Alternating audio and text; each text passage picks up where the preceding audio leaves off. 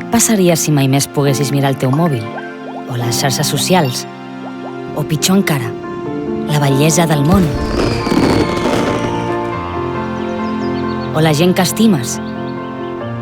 Què faries si perdessis la visió?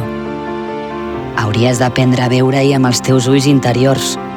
Perquè està escrit, allò essencial és invisible als ulls. Hola, sóc Naïm i tinc retinosi pigmentària. I és molt probable que em quedi cec. Si això passa, m'ajudaràs? M'estimaràs igual?